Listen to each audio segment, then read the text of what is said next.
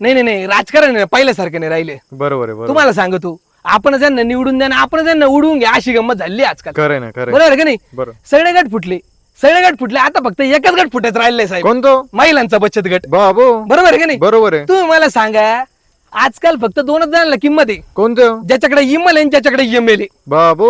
बरोबर आहे का नाही? बरोबर आहे. अहो, यांच्यापेक्षा माझ्या आजीची आजची रव्याची लाडू परवडली. कस का? अहो, ते सुद्धा एवढं लवकर फुटत नव्हते. बाबू. बरोबर आहे का नाही? बरोबर आहे. तुम्हाला सांगतो बरं कसं आहे, politics is just like a Medimix. कस का? कस काय म्हणजे, त्यांच्या गुप्त बैठका ताजवर होत्या आणि यांच्या गुप्त बैठका लॉजवर होत्या. खरे खरे. सेमच झालं ना मग ते. सेम आहे. काय फरक पडला? बरोबर आहे. तुम्ही मला सांगा, आपण म्हणतो नवीन पिढीने राजकारणात जायला पाहिजे. अहो, राजकारणाची लहान लहान 25-26 वर्षाची पोरं भाषण ठोकू राहिले लोकसभेत आणि विधानसभेत, आणि गरीबाची पोरं कुठं भाषण ठोकू राहिले गावाच्या मौती दाव्याच्या शोकसभेत. बरोबर आहे, बरोबर आहे. एकदम खरं. बरोबर आहे की नाही? अहो, ही परिस्थिती आहे आजची.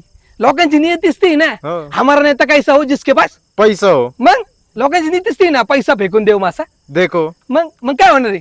बरं काय, आणि प्रत्येकाला आजकाल सत्तेतच जायचंय. का बरं? का बरं म्हणजे त्याच्या मागे लय मोठं राजकारण आहे. काय ते?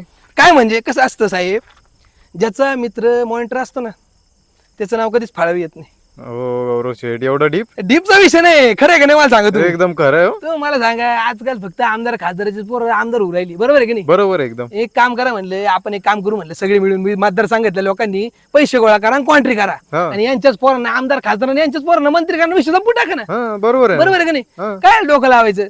तुम्हाला सांगतो साहेब, बरं का, सगळे लोक एवढे सत्तेत पडून राहिले, आम्हाला विकास करायचा आहे, विकास करायचा आहे.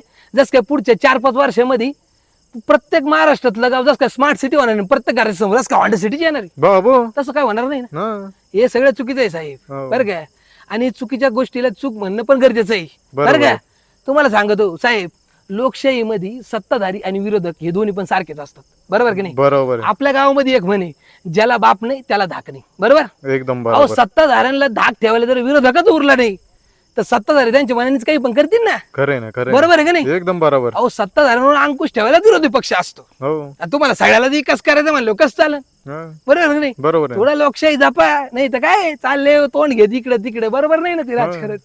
चला आपण जेवून घेऊ.